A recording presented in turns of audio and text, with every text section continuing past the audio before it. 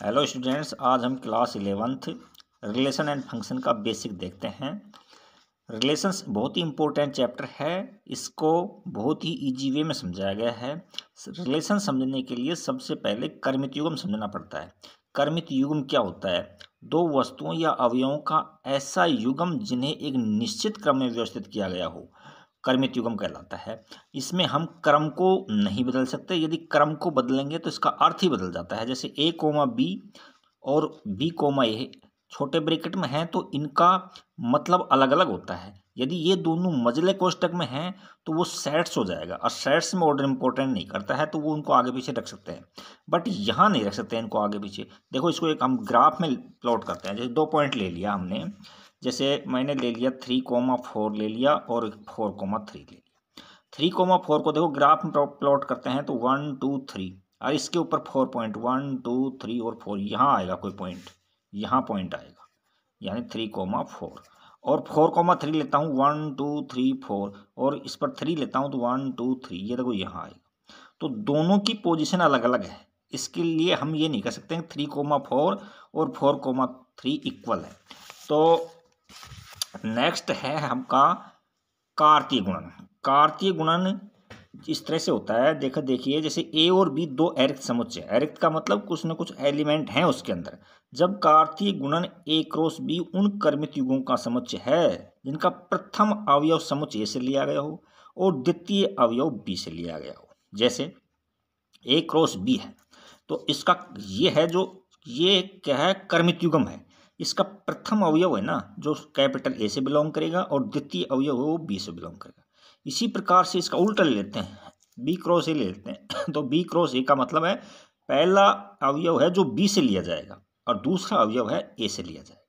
यह था कार्तीय गुणनफल। नेक्स्ट है रिलेशन। रिलेशन या संबंध। संबंध का मतलब है कि रिलेशन उसको बोलते हैं जो ए क्रॉस बी का संबंध होता है। इसमें ए क्रॉस बी से बाहर, ए से बी में कोई संबंध है तो ए क्रॉस बी से बाहर एक भी अवयव नहीं होगा। जैसे हमने ए सेट ले लिया यहाँ से लेके 1 से लेकर 6 तक, और बी सेट में ले लिया 2 4 6 8 10 12 14 और 16।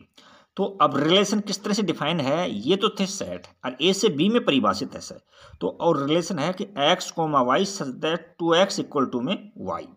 तो इसका मतलब x को यदि डबल करते हैं तो y मिलता है हमको। तो इसको हम रोस्टर फॉर्म में इस तरह से लिखेंगे 1,2 2,4 3,6 4,8 5,10 और 6,12। कहने का मतलब है फर्स्ट एलिमेंट को यदि हम डबल करें तो हमको सेकंड एलिमेंट मिलता है। तो अब इसमें आती है डोमेन क्या होता है इसका, इसकी रेंज क्या होती है और कोडोमेन क्या होती है। डोमेन को बच्चों प्रांत बोलते हैं। तो प्रांत क्या होता है, set of first element of ordered pair.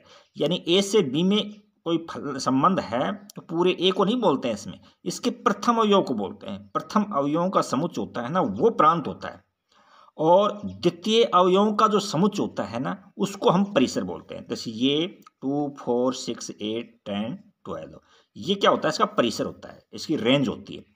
और यदि संबंध ए से बी में है तो कंप्लीट बी सेट को हम सहप्रांत बोलते हैं। नेक्स्ट टॉपिक है रिक्त टाइप ऑफ रिलेशन। फर्स्ट है रिक्त संबंध। रिक्त संबंध का मतलब क्या होता है, एक संबंध रिक्त संबंध कहलाता है यदि ए का कोई भी अवयव ए के किसी भी अवयव से संबंध नहीं रखता हो तो उसको हम रिक्त संबंध कहते हैं। यानी रिलेशन में कोई एलिमेंट नहीं होता है, फाई होता है, इसका मतलब है। जैसे एक एग्जाम्पल ले लेते हैं। अच्छा, ए सेट इस तरह से दिया है, set of all students of A girls school. ये बुक का एग्जाम्पल है। गर्ल्स स्कूल के सभी स्टूडेंट्स का सेट है वो ए है, और ए से ए में रिलेशन है। और इस तरह से रिलेशन क्या है, ए कोमा बी, ए बी का भाई है। तो सीधी सी बात यह है कि गर्ल्स स्टूडेंट्स है उसमें कोई बॉयज स्टूडेंट होगा ही नहीं, तो किसी का भाई हो ही नहीं सकता, ए बी का भाई हो ही नहीं सकता, तो इसमें कोई एलिमेंट नहीं है, तो ये रिक्त संबंध है। नेक्स्ट है यूनिवर्सल संबंध। यूनिवर्सल संबंध सार्वत्रिक संबंध है। सार्वत्रिक संबंध देखो, समुच्चय ए पर परिभाषित संबंध आर एक सार्वत्रिक संबंध कहलाता है यदि ए का प्रत्येक अवयव ए के सभी अवयवों से संबंधित हो। तो इस रिलेशन में ए क्रॉस ए निकालते हैं तो कंप्लीट ए क्रॉस ए आ जाता है, उस रिलेशन के बराबर हो जाता है। जैसे एक एग्जाम्पल ले लेते हैं, सार्वत्रिक संबंध में इस तरह से ले लेते हैं हम एग्जाम्पल, जैसे set of all students of a school लेते हैं, इसी को लेते हैं, set of all students of a school.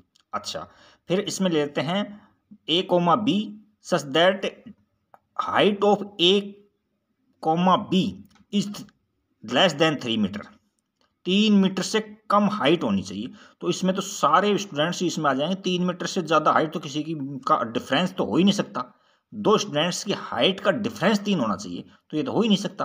तो इसमें सारा एक क्रॉस ए सारा आ जाएगा उसके अंदर। और रिक्त संबंध को और सार्वत्रिक संबंध को कभी कभी क्या है, तुच्छ संबंध भी कहते हैं। नेक्स्ट है तत्समक संबंध। समुच्चय ए पर परिभाषित संबंध जिसमें ए का प्रत्येक अवयव केवल और केवल स्वयं से संबंधित होता है, इसको आई ए से निरूपित करते हैं। जैसे एक सेट हमने एक वर्ग ले लिया 1 2 3, तो इसमें ए से ए में परिभाषित है, तो ए क्रॉस ए निकालेंगे, ए क्रॉस ए ये आ गया। अच्छा, अब इसमें तत्समक का मतलब है कि एक का संबंध एक से होना चाहिए, दो का संबंध दो से होना चाहिए, तीन का संबंध तीन से होना चाहिए। तो ये रिलेशन इस तरह से बन गया। इसके अलावा कोई एलिमेंट नहीं होगा इसके अंदर, तो वो तत्समक संबंध कहलाता है। इसके अलावा कोई एलिमेंट होगा तो उसका दूसरा सेट होगा, कोई संबंध होगा कोई। नेक्स्ट, तो तत्समक संबंध के अंदर क्या है कि खुद का खुद से संबंध होना चाहिए, ये तत्समक संबंध कहलाता है। नेक्स्ट संबंध है समतुल्य संबंध। If a comma a belongs to R for all a belongs to a. जैसे एक एग्जांपल लेते हैं, ए में ले लिया हमने एक सेट में 1 और 2 एलिमेंट ले लिए, तो इसका कार्टेशियन प्रोडक्ट निकालेंगे, कार्तीय गुणन करेंगे, ए क्रॉस ए निकालेंगे, तो ये आ गया। अब इस रिलेशन में इससे बाहर तो एलिमेंट नहीं हो सकता, लेकिन समतुल्य का मतलब है 1 है तो 1 1 1 का पेयर होना चाहिए, इसमें 2 है तो 2 2 का पेयर होना चाहिए। अब इसके अलावा भी हो सकते हैं, 1 2 भी हो सकता है, 2 2 भी हो सकता है, 2 1 भी हो सकता है, इससे बाहर तो नहीं हो सकते। अच्छा, पीछे अभी अभी अपन ने तत्समक पढ़ा था, तत्समक में केवल इतना होता है, ए इतना होता है, इतना, और समतुल्य में इतना तो होगा ही होगा, इसके अलावा और भी एलिमेंट हो सकता है, तो ये दोनों में डिफरेंस है। नेक्स्ट है सम्मित संबंध। If a comma b belongs to R implies that b comma a belongs to R for all a b belongs to a.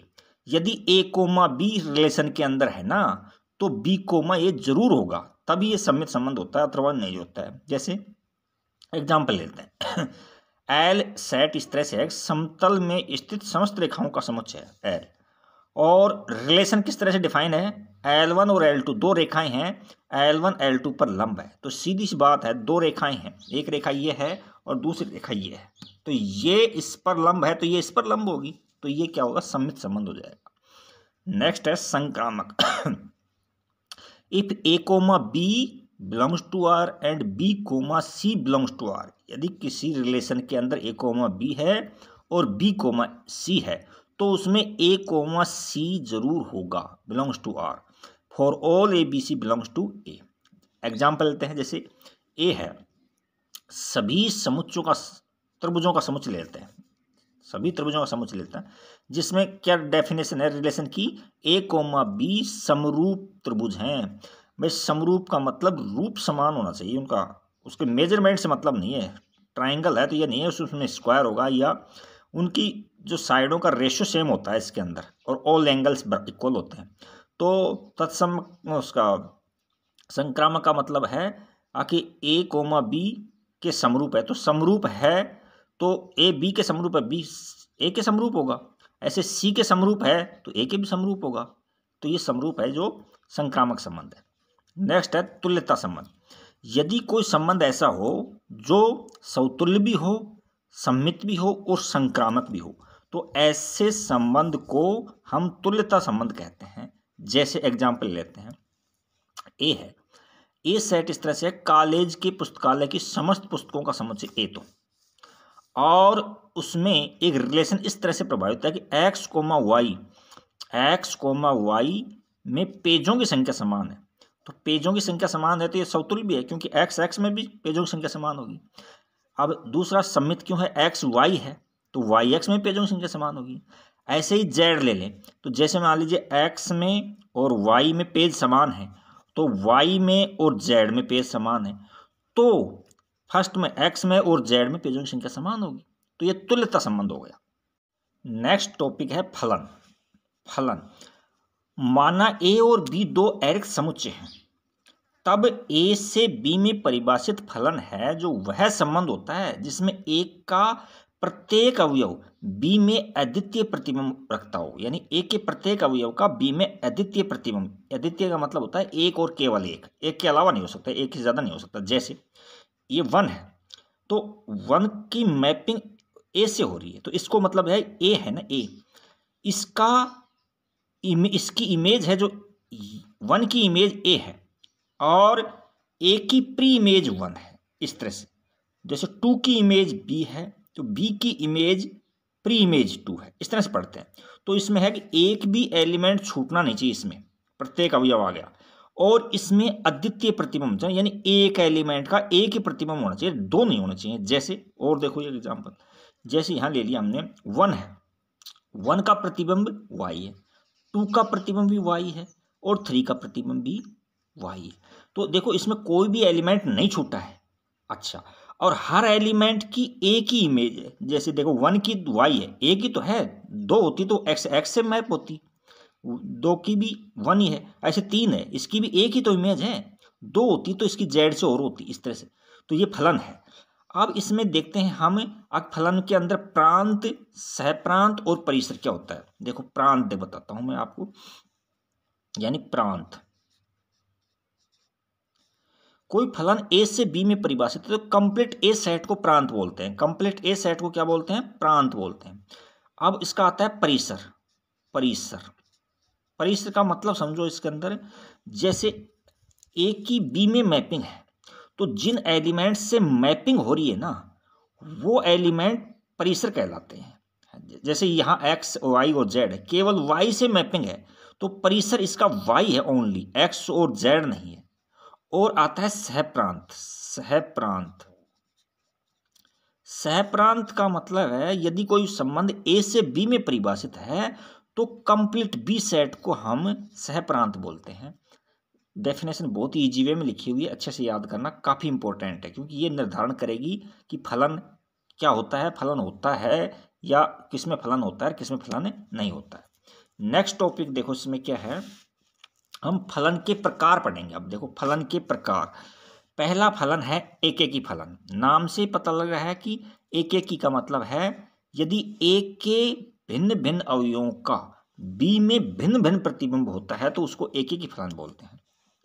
जैसे ए है, इसका 1 2 3 ये भिन्न भिन्न अवयव है, इसका प्रतिबिंब भी भिन्न भिन्न होना चाहिए। जैसे इसमें देखो प्रतिबिंब, जैसे एलिमेंट तो भिन्न भिन्न है लेकिन प्रतिबिंब भिन्न नहीं है ना।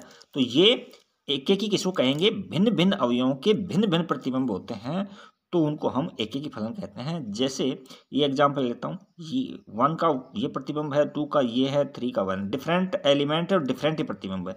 ये छूट जाए कोई दिक्कत नहीं, इसमें एलिमेंट नहीं छूटना चाहिए। नेक्स्ट है बहुएकी फलन। यदि समुच्चय ए का ए के कम से कम 2 अवयवों का बी में एक प्रतिबिंब हो, कम से कम 2 एलिमेंट तो इसके एक के होने ही चाहिए जिसका इसमें 2 एलिमेंट्स का एक इमेज हो। जैसे इसकी एक इमेज है, 2 से ज़्यादा की भी हो सकती है। जैसे ये देखो इसमें छूट जाए कोई दिक्कत नहीं है। ये देखो 1 2 3 तीनों की इमेज एक है, फलन है क्योंकि सबकी इमेज है और एक एक इमेज है। लेकिन इमेज क्या है, इस तरह से है कि डिफरेंट एलिमेंट है और सेम इमेज है, तो ये बहुएकी का उदाहरण है। तो नेक्स्ट देखते हैं आच्छादक फलन।